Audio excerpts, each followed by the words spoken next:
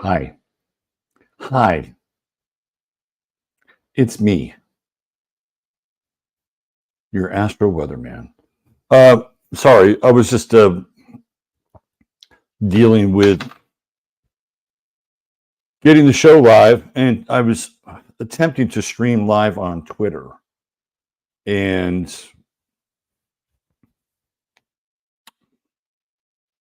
I'm not a Luddite. I understand technology.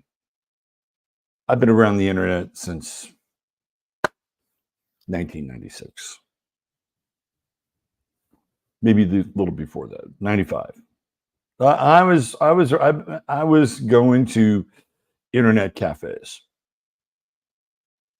And back then, this is in the Bay Area. There really wasn't a huge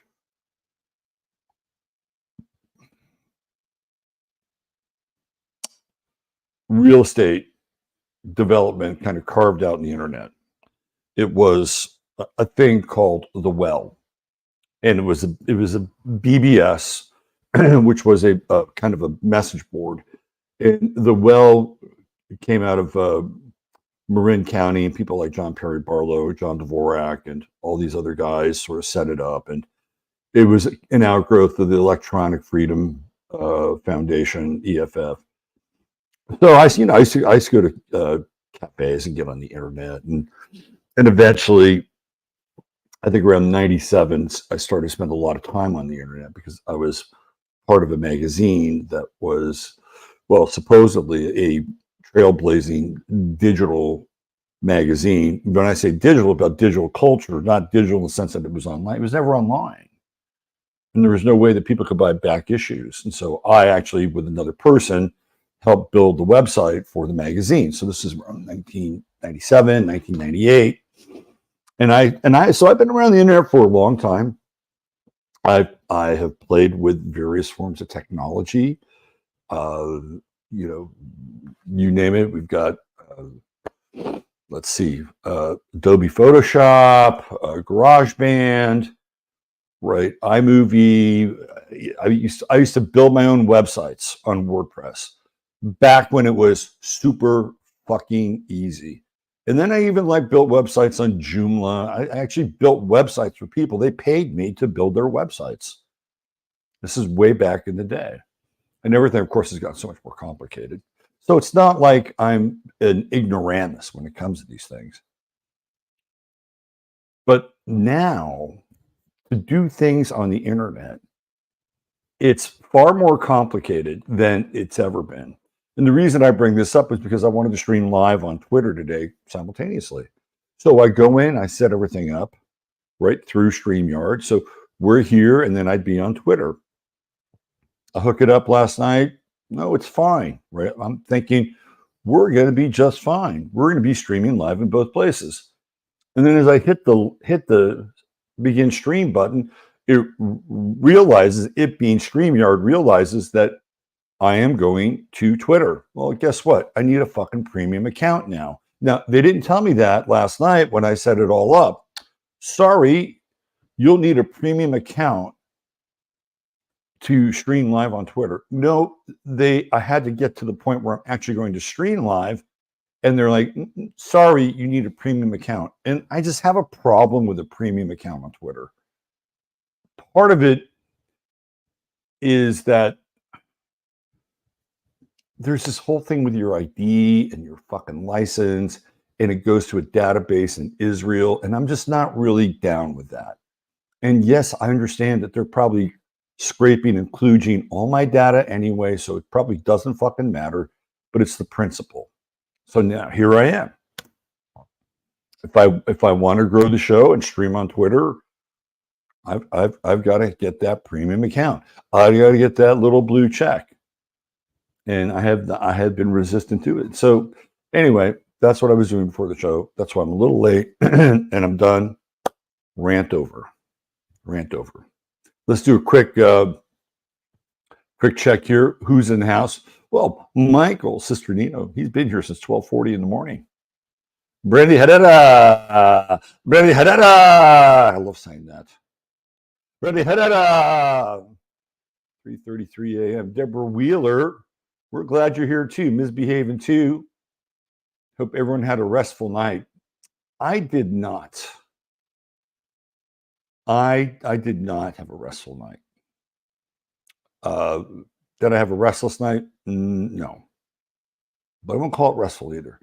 My man Scott, let me just throw this up here, brother. Buongiorno. Thanks for donning the Chief Wahoo hat on Friday. The evil empire proved too much for us, and we might be jinxed. I'm sorry. The Guardian name has to go. It'll never return. But that's the only way that that the Indians can be liberated. That was Scott. I was pulling for your boys.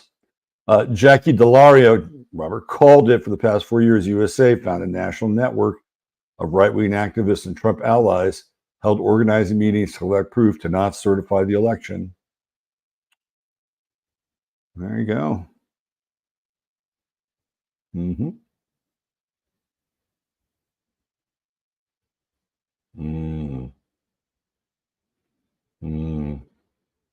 Yes, they're going to blame it on Trump. Hey, Bo, what's happening? Good to see you. Look at this. Sandra Jack Shaw, going to get out there and fight for your right to party with any caliber you wish. Blues is me, 78. What's happening? Jeff Rosen, my man, what's going on? Be talking to you a little bit later today. Barbara Boots, she's up and rolling. Moira at NYC, countdown. I'm wondering what the fallout will be here. It should be fine. Should be fine. The elite have an investment in Gotham City. You'll be fine. Sweet Woodruff, checking in from the Dallas area, DFW. What's happening, Sweet? Joe Litke, got to throw this in there. Yes, please like and subscribe. It would help me tremendously if you did that. Tremendously. There she is, the Queen of Speed in the house. Oh, it was Rich's birthday the other day. Yes, how about that? Let's see, Christina. Hi, Christina. Liddy Lou. Kelly B. Road Trip. By the way, a belated happy birthday to you, Mr. Rich. Charlotte, first time ever making a live. Let's give Charlotte a big hand. Let's give her a big hand. Big round of applause for Charlotte. Huzzah, huzzah, huzzah. Looks like we get some Sag energy there. The lovely and talented one. Saving Austin one tooth at a time. My man Ryan, he's in the house. Ryan, thank you for the DVD and the cap. Appreciate it, brother. Green Eyed Crow, checking in from Utah. Soul Traveler.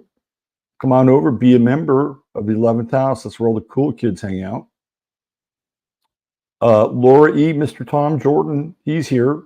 Moon Sprout. And who else? Joan W. Joan W. Sun Tzu. This is one of the best handles. Everybody loves this handle, Sun Tzu. I think it's really cool too. Let's see. Oh, it's Kelly's mother's happy birthday. Oh, you got a Scorpio mom. Happy spooky scorpionic energies. That's right. We are in it, aren't we? That's right, Bill. Let's see. Rich is born in 86. He's getting old. You know, yesterday I was at a mall yesterday. And I don't really go to malls. Like, even when malls were like, I stopped going to malls when I was a teenager. That's where, when you were a teenager in the 70s, that's where you used to go. You go to a mall for a number of reasons, mostly because of the girls at the mall, right? But there were you had in San Jose, we had there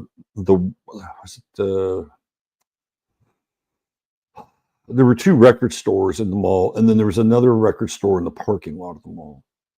So the record store in the parking lot of the mall was the Warehouse. And I forget which other two record stores were in the mall, but there were 2 record stores. There was a sporting goods store, some clothing stores. There was an Orange Julius. There was always an Orange Julius in the mall, and I never, for the life of me, figured out the. And I know somebody out there probably loves an Orange Julius. Could never really understand Orange Julius. I know there was an egg in there somewhere, right, with some orange juice and made it kind of fluffy. It was anyway. But I stopped going to malls, and the only time I would go to malls if I had to get something that I couldn't get somewhere else. And I went to go get a copy of my title for a truck that I'm selling, and I had to go to San Antonio to go to this, like, their version of the DMV, and it was in a mall. It was kind of odd, but it's okay. I'm game, right? So I go to this mall, and it's got shops.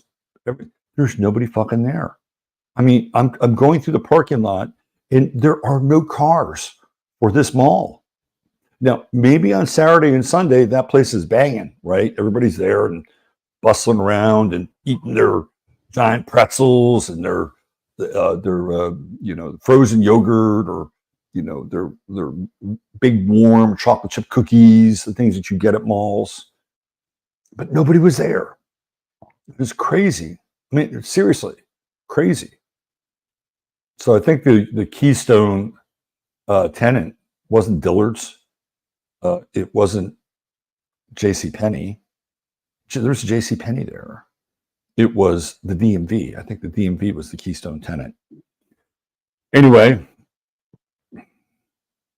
anytime in California I'd go to the DMV, I'd start to break into a cold sweat before I'd go. You know what I mean? Like, going to the DMV in California, that was a fucking commitment. Like, you were there for minimum an hour, if you were lucky. If you were lucky, you were there a minimum for an hour. And you could make an appointment, but sometimes those appointments would be a week, 2 weeks ahead of time because there were just so many people. So you try to scope out, well, where's an out-of-the-way DMV I can go to? Oh, yeah, there's one over in Hercules. And then you get to the counter, and the counter help at the DMV in California is touch and go. Sometimes it's good, sometimes not so good. But in Texas, there's nobody there. Like, it's a state, and it's huge, it's full of people, and nobody's at the fucking DMV. When I go, it's like, wow, look at this. This is different. This is very different. I came up with this idea one time. I was in line at the DMV in California, and I thought to myself, this is back in the day when they had pagers, and I thought, there's a lot of people that are like, back then you had homeless, but they were kind of functional working homeless people. They weren't like whacked out fentanyl homeless. Like, they were probably maybe a little meth, booze, but functional homeless, right? And I thought to myself, they got all these homeless people. Wouldn't it be great if you just use them as line proxies? I was actually thinking of starting like a business where I could just have a network of homeless people that just wait for you in line, right? And then you have a beeper, so the homeless person would have a beeper, and then of course most people back then had beepers. And then when the homeless person was within maybe 10 people of the front of the line, they'd hit the beep, and then you'd go there and you'd swap out with the homeless person, right? And then that person would pay the homeless person. And the homeless person would go on their way. You could just imagine like a line of nothing but homeless people, like for the first 10 people. And then you hear all these beeps, beep, beep, beep, beep, beep, beep. And then there's like this, like a line change, like in hockey, and all these people come in and but it could go beyond the DMV. It could be for tickets, for concerts. I really felt like that there was a kind of an unused portion of society where they're waiting around anyway. Why not just employ them to wait? But now they're not functional. Can't do it now. Just can't do it. All right, let's get to the weather. Enough of this dilly-dally. Enough of this chitter-chatter. How's everybody doing, by the way? I'm get off your lawn guy today. Where's the moon? No, it's in Cancer. They're fucking in the internet. I remember back when the internet was it was so easy. And everything was free at one time on the internet. Nobody was always asking you for your goddamn email address. You know what's the worst now? Since we're in the Cancer moon moment, I'm on my Cancer moon. I'll tell you what's worse is when you go onto your phone and you go onto a website and they have now figured out how to put ads at the top of whatever page you're on, the bottom of whatever page you're on, and somewhere in the middle. And so you're kind of peering through these ads on your phone and you're scrolling, you're kind of like, oh, well, what's going on? And there are some websites where as you scroll down, you're trying to read a story, it will fucking go to the top of the story again. Oh, you think that's a mistake? No, it's not a mistake. You know why? Because you have to scroll through and read their fucking ads again. It's like, oh, it's a terrible experience because their technology sucks. No, it sucks on purpose because you have to go through and don't get me started. I'll blame it on the Cancer moon. Hey, we're in Scorpio, 0 degrees. Look at that. No more Mr. Nice Guy. No. Libra. C'est la vie. C'est la vie, Libra. Yeah, we're in it now. What is the first degree of Scorpio in the old Sabian symbols? Let's find out, shall we? Let's take a look at that.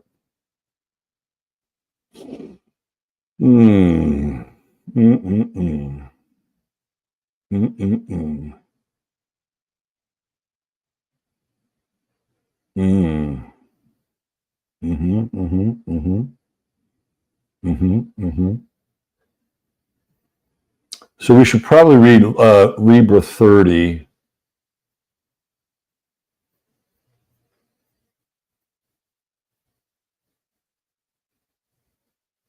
Oh, it's so abstract.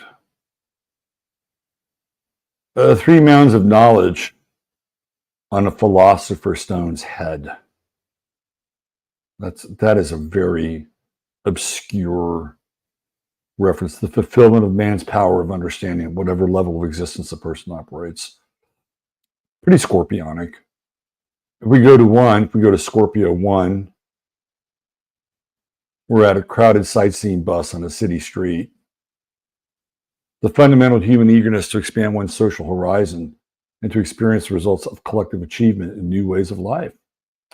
A widening of experience. Well, how about that?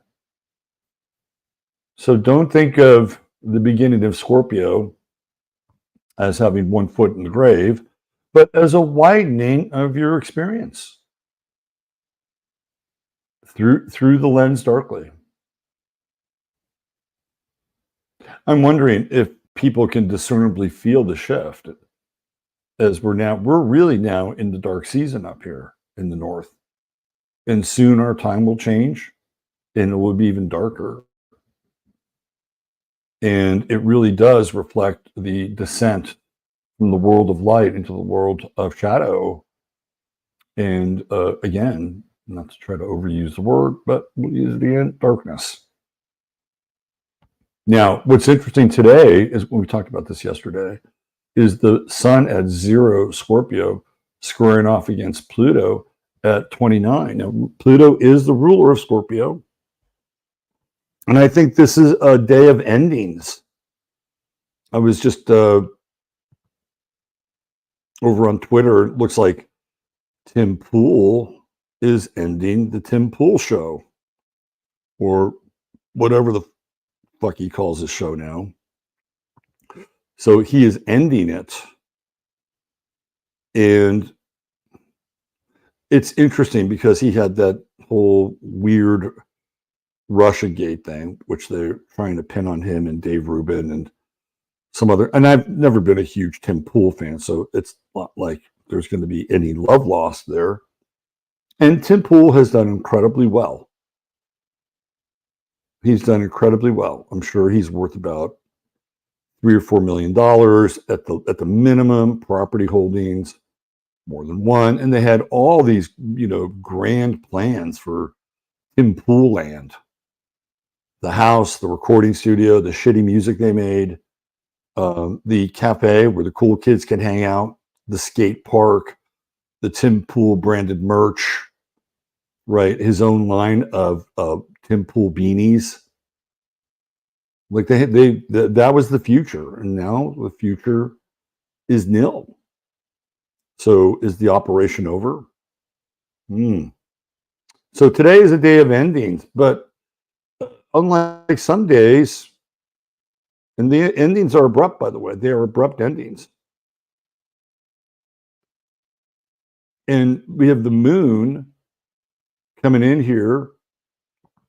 And as the day progresses, the moon will move into a tighter square with the sun.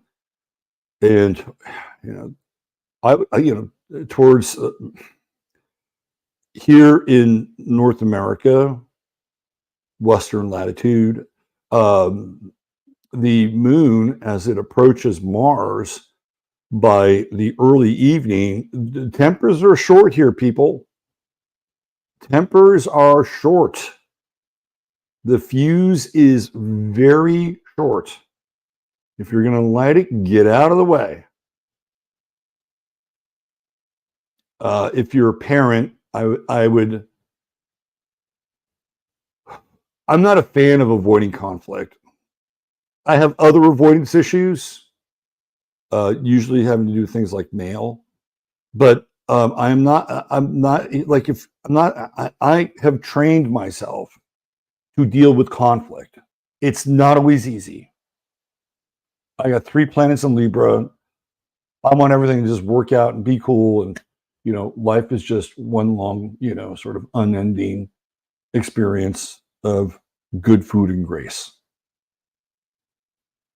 However, I do have a Mars Sun square in my chart, so I've had to learn how to deal with conflict. And today's definitely conflicts on the menu. And you have to be very careful, very, very careful, because the conflict that's on the table can be very damaging and permanent. And I know I've said this before, you really need to pick your battles today. And every time I talk about this, there's going to be some point in my day where I'm going to be at that crossroads. And I'll have this little angel over here, with the harp. Remember, Robert? Remember how you told people to selectively pick their battles today? Then over here, I'll have the devil say, fuck them. Stick the fork in them, Robert. Stick the fucking fork in them. So today's one of those days, right? There is an exit strategy. It's weird, but it's Jupiter. Like, this is it. Like, here you go. This is Superman getting shot out of the little capsule on Krypton. But this doesn't last very long. I mean, we're here for about a day. And by tomorrow, that moon will have traversed Mars and will be approaching Leo, right? 0 Leo, we're back in it tomorrow. Like, we're back in it tomorrow. And I think that the opposition will be even more, the square will be even more intense tomorrow because it's fixed. There's all this cardinal energy. People just, it's like people, they're dancing around. It's like, come on. You want to go? You want to go? You want to go? You want to go? Come on. You want to go? Right? There's that energy in the air because, let's face it, people are kind of up against the wall. And then, when we have this complete imposter and fraud running around scolding everybody that wants to vote for Donald Trump, including people that theoretically are part of her own ethnic categorization, whatever that is. course, I'm referring to Kamala Harris, which we'll be talking about on 15 minutes. You see how I did that? So the next 24 hours, we're in a heightened zone where like people are like people are not backing down,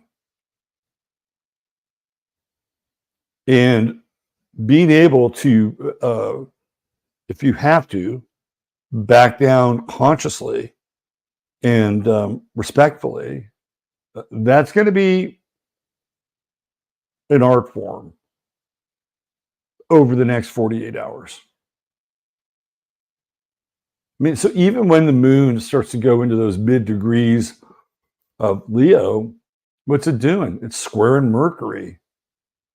So we're really in this very intense place right now where emotions are like a maelstrom.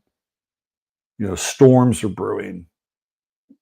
And the challenge is the outlet. So for those of you who exercise, get out there, do it, work it out, work out the exercise.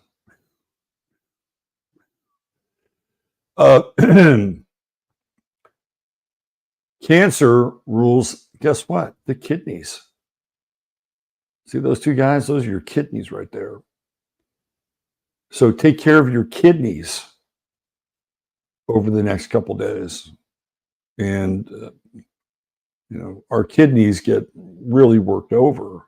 It's another area that does help us process emotion, just like the liver does and just like the spleen does. These are not just organs that are there to be a part of a biological process, but also an emotional process.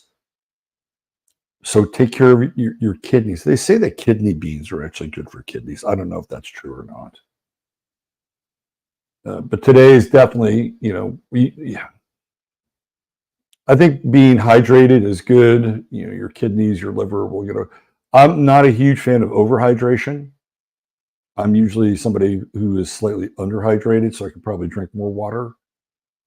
But this, again, what does water represent? It's emotion. So the emotional content today is quite high. And then when it moves into Leo starting tomorrow, the indignation is through the roof. This is very interesting energy to come into election season with.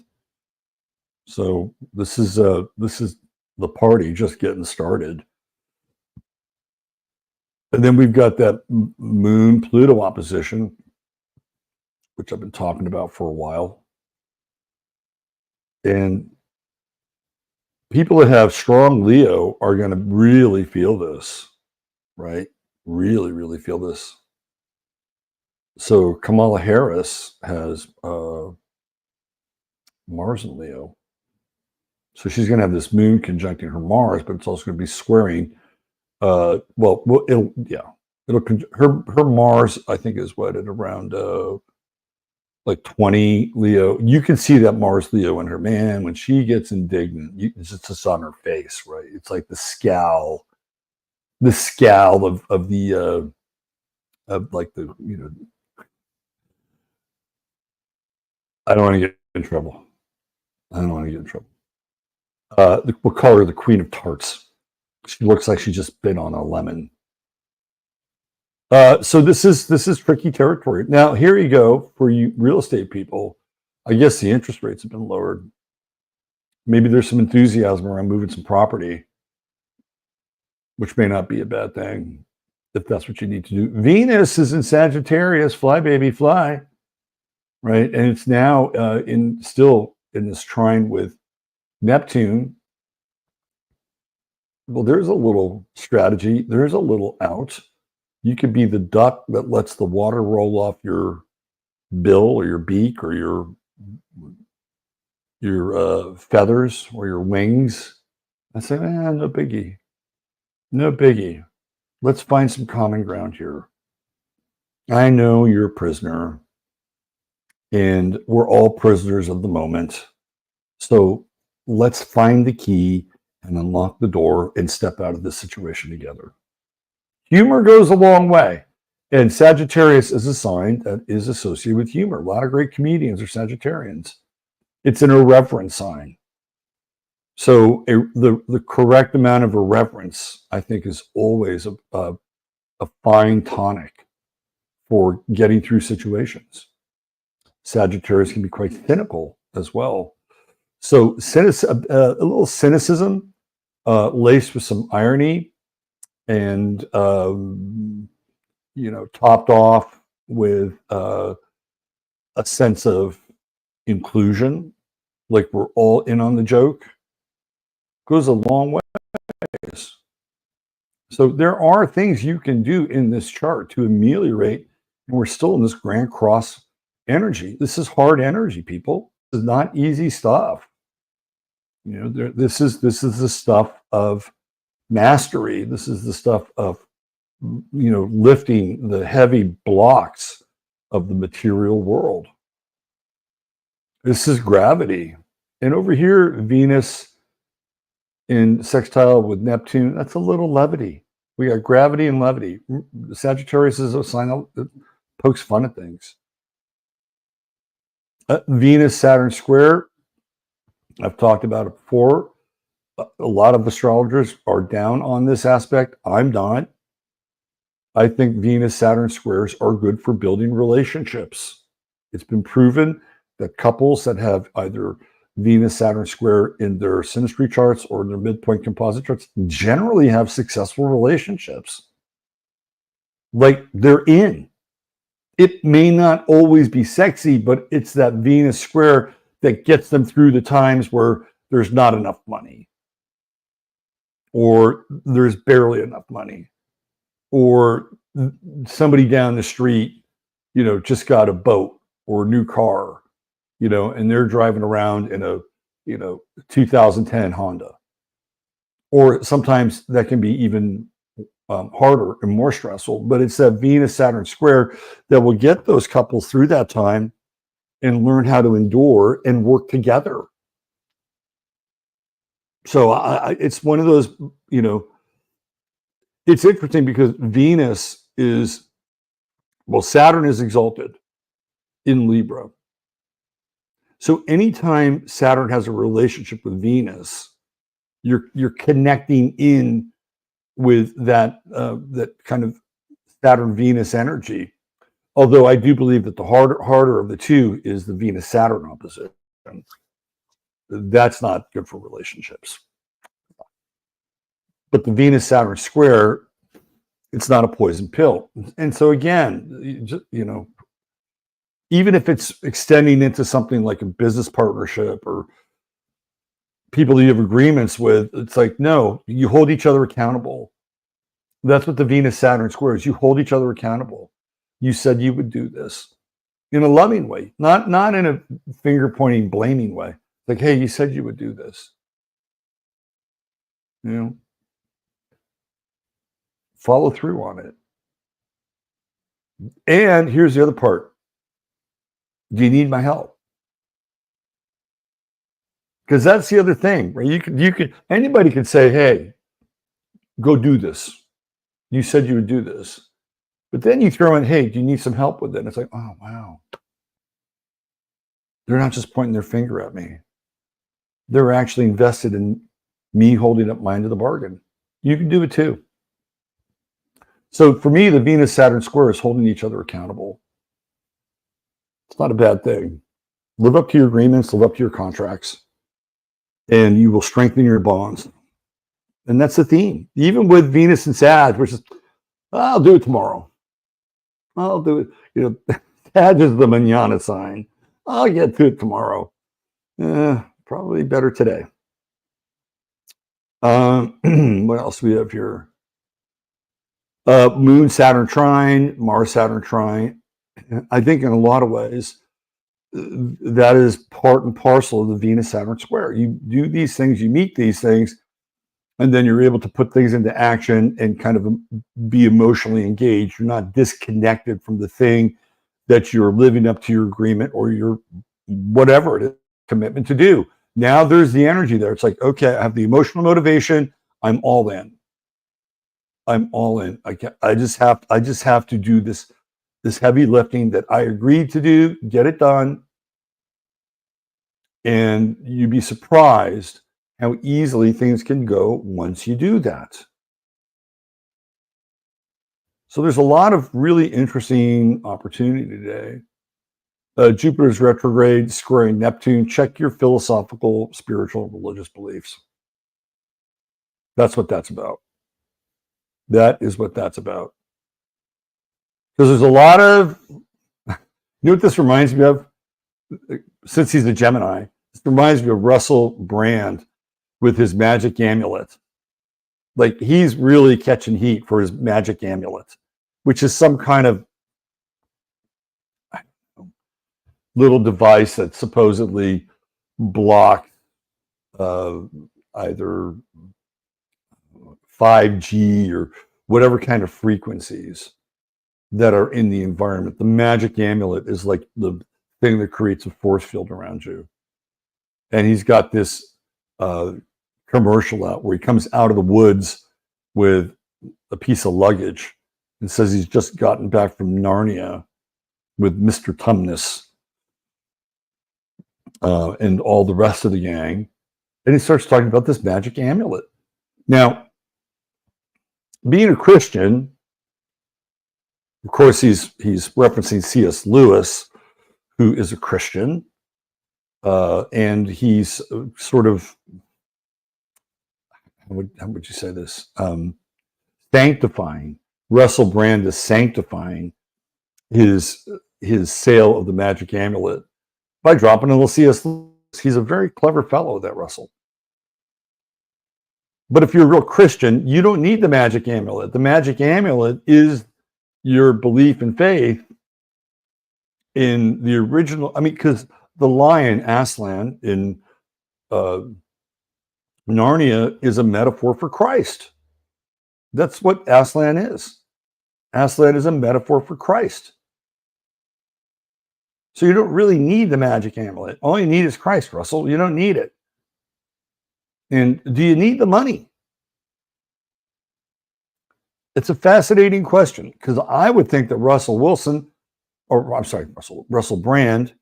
different Russell, Russell Brand has plenty of money. Does he need to peddle magic amulets? It's kind of a cheapening of the brand. That's your Jupiter Neptune square retrograde. I mean, he's kind of all over social media. Peter Boghossian just kind of ripped him a new asshole. I believe Peter's a Leo, by the way. So he's not going to look fondly upon Russell Brand and his magic amulet shenanigans. But that's what I'm talking about, right? With the Jupiter Neptune square, we're having to really check our belief system here, and what actually has some traction and some legs, and what is just a magic amulet.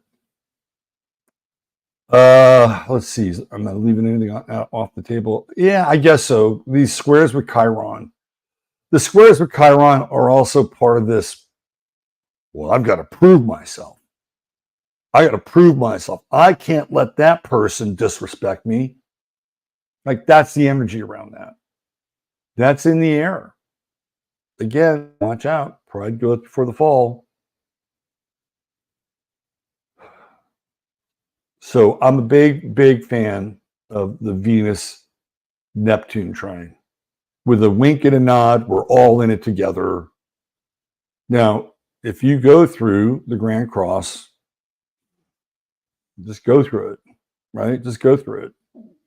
But again, because we're dealing with fixed energy here, and ultimately in a not so short period of time, when the moon moves into Leo, the energy gets even more fixed.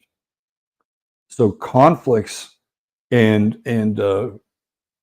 endings that approach, and you literally get face to face with them, they're hard to undo.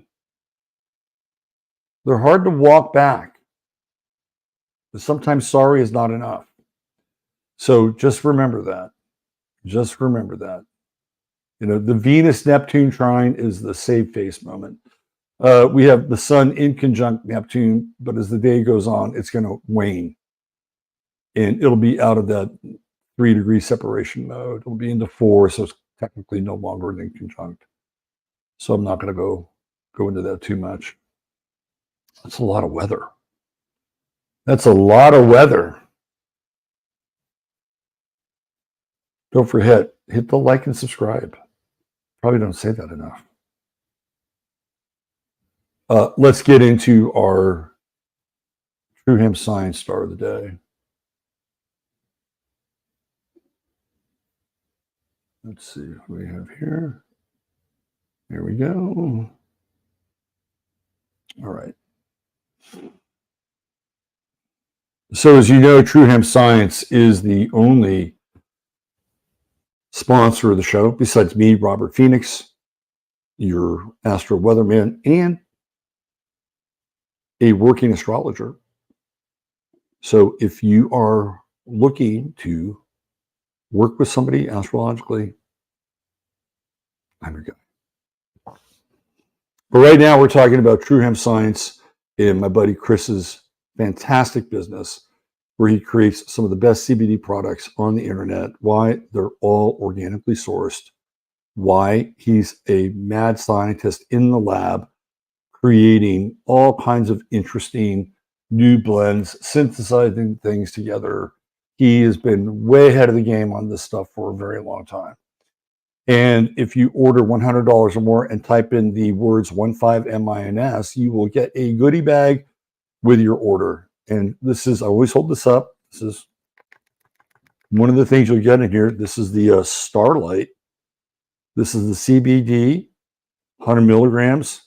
It has 1.5 milligrams of THC and 20 milligrams of CBD. So you're going to get, is it 30? 50 milligrams. So it's 100 milligrams in total, 50 milligrams in each of the gummies that are in here.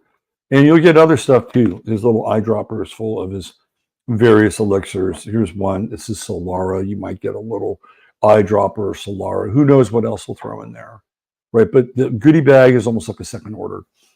And you'll get $150 or more when you, you'll get free shipping with $150 or more. And there's always a 30-day money-back guarantee. There you go. All right. Today's True Hemp Science star of the day, Johnny Carson. And when I was a kid, when I realized I was never going to be a professional baseball player, I wanted to be Johnny Carson. I started to watch Johnny Carson when I was in the 8th grade. And I had a TV in my bedroom, which is not a good thing. But I had one nonetheless. And it wasn't even a fancy TV. It was black and white. I had my parents' old black and white TV. So instead of just getting rid of it, they gave it to me. And then we had a much smaller color TV in the living room. So I had that, and I would watch Johnny Carson every single night. When Fridays came around, I'd be bummed out because it would be a rerun.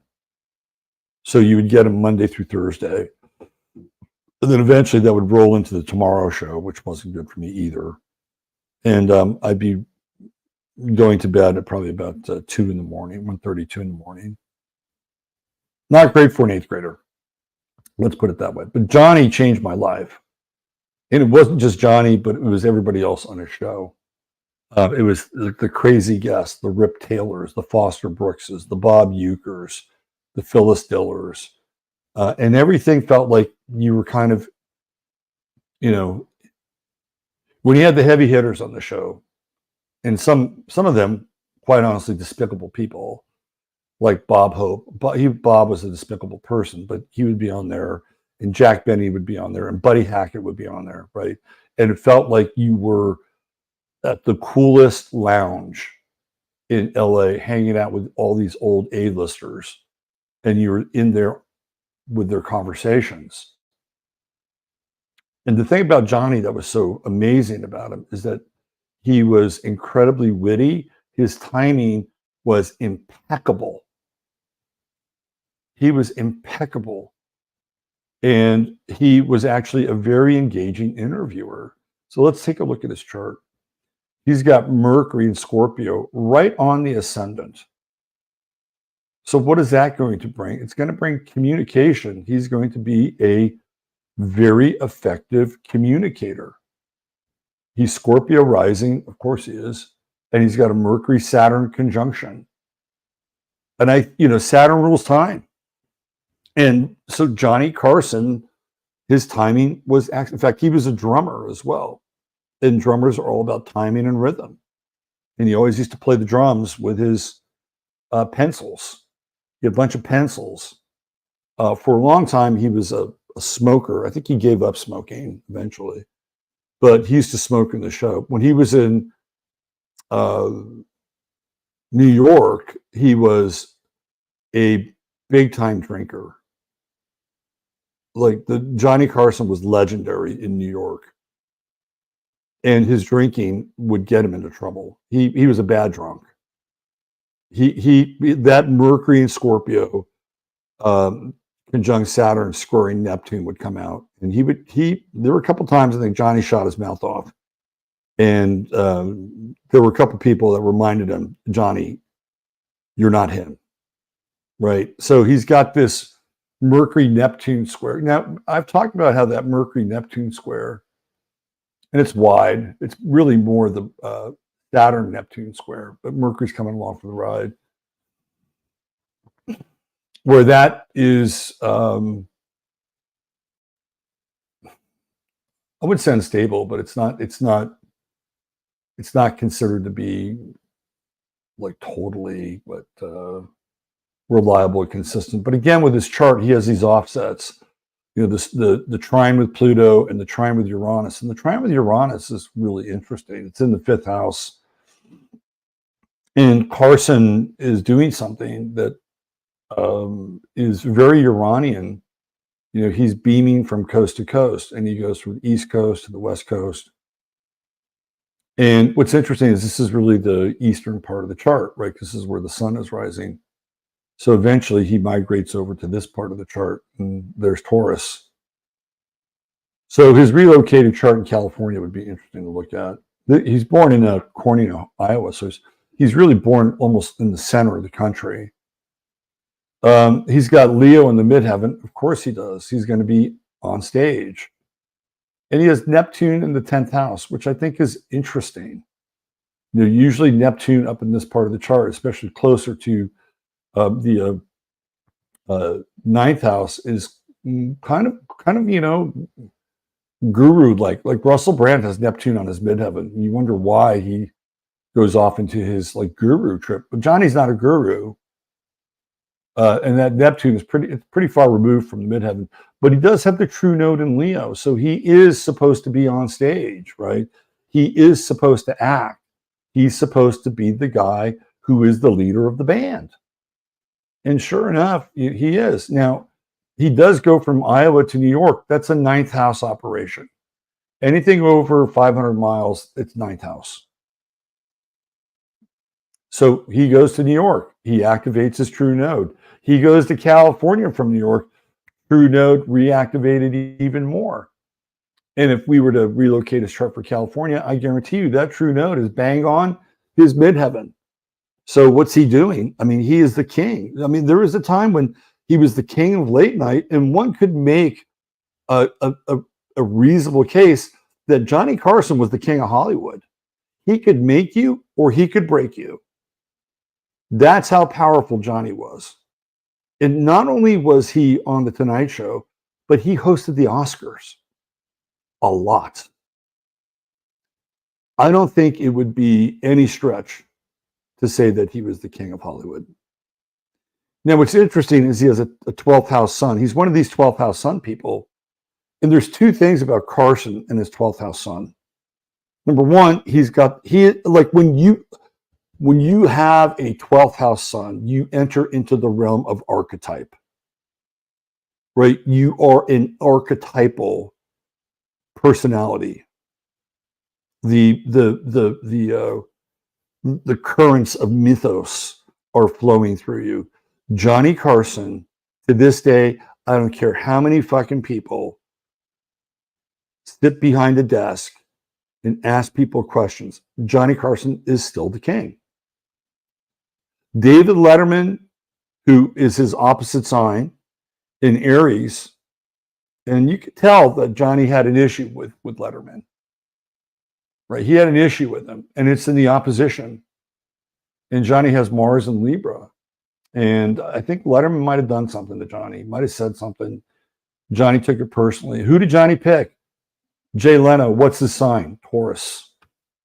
Hello. Couldn't stand Leno. My problem with Jay Leno is I couldn't look at him. I know that sounds really superficial and trite. I couldn't look at Jay Leno. And I think Johnny was really cagey, right? He wanted somebody, he didn't want David Letterman to step into his legacy and take it over and, be the guy, right? He didn't want Letterman to do that because Letterman could have done that. Letterman could have supplanted Carson as the archetypal late night guy. But what does Johnny do? He brings Jay Leno in. And Jay Leno had a very long run in the Tonight Show. And Johnny knew that Leno would be good enough to take over and keep his legacy rolling. But he wouldn't be great enough to ultimately supplant the great Johnny Carson. Johnny was smart that way. Hello, Mercury and Scorpio. Johnny also had, the other thing with the 12th house sun, once he was done with the Tonight Show, he was done. I mean, when I say done, so the way the Tonight Show would work is they would tape during the day. And then it would be replayed later that night. So if they had to edit stuff out, they could do that, right? And they would probably be a wrap by about, I don't know, maybe 3 o'clock, 4 o'clock in the afternoon. And they were done. And maybe he would go out and have dinner with some friends, but generally he would just go home. And Johnny was a hermit. He was not one of these guys who was always on, right? When it came to showtime, he was on. But when it came to private time, especially after he left New York, Johnny was off. And he had friends and they had parties and he would do things. So it wasn't like he was a complete hermit crab. But with that 12th house sun, he was very private. And there would be things that would come out about his myriad of Joannas that he married, right? That stuff would come out. But by and large, he was a very private guy. Like, you didn't know a lot about his children. I believe one of them died. His daughter got almost everything in terms of the Carson fortune. So he's a very 12th house kind of guy. But he's also a guy you didn't want to piss off. He's got that Mars-Pluto square and that Mars-Moon square. He's got Jupiter-Moon conjunction in Capricorn. Very interesting conjunction. I think the moon in Capricorn serves Carson, right? Once he kind of conquers some of his demons, alcohol is one of them. Now, there was a rumor that Johnny was a big cokehead. And, come on, he was buddies with Richard Pryor, please. Like, Richard Pryor would play tennis and stuff. What do you think Richard Pryor was doing? And it was snowing 365 in LA back in the late 70s and the 80s. But I think once Johnny really conquered a lot of his demons, and this is that T square, right? That he was able to really plug into this Moon-Jupiter conjunction. So Jupiter will, in some ways, make that very kind of arid, stoic Capricorn moon a little more expansive. And then we have this Mercury sextile to Jupiter, Mercury sextile. Johnny was a great interviewer. And even when the subject matter or the people on the show were goofy or not so great, he managed to make them looked really good. Venus in Sagittarius. And, once he found, I think, his third wife, they fucking did everything together. Everything. They played tennis together. I don't know if Johnny was a big golf player. He's a big tennis player. So having a mate that was active and that he could do things with, I think, was very important. He also had some very interesting alimony judgments against him. I think in some ways with his Chiron, he felt like he had to prove himself a lot over the course of his life. And especially in this, like, he had to outwork people. I really feel like that's what his Chiron 6th house was about. It's just outworking people. The other thing about Johnny that's interesting is that he would poke fun at politics, but both sides got it. There was no, like, he might have been a bit more liberal or democratic. Who the fuck knows? But whoever was president, everybody was equal game, right? Whether it was Nixon or Reagan or Carter or Ford, they were all basically content to be skewered. So you never really knew where Johnny was coming from politically, and that's fine. He, in a time where people are supposed to, come forward and say, "Oh, support Kamala Harris," that was not what Carson was about. Very interesting character, and you can see the talk show in here. It's that Mercury-Saturn conjunction, right on the ascendant, relocated chart, true node, Leo.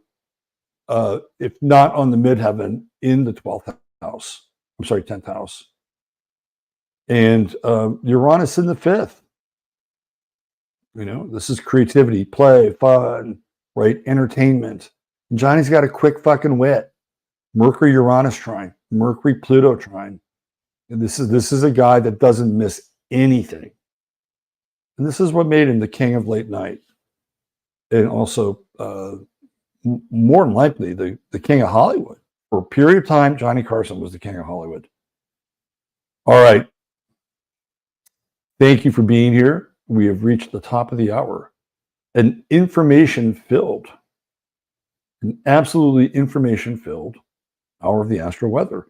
So come on over to 15 Minutes or Rumble, and we'll take the mask of Kamala Harris today. I know I was going to talk about Trump and the decoupling. We'll save that for tomorrow. Harris just got my attention last night. All right. Thanks for being here. Treat each other well.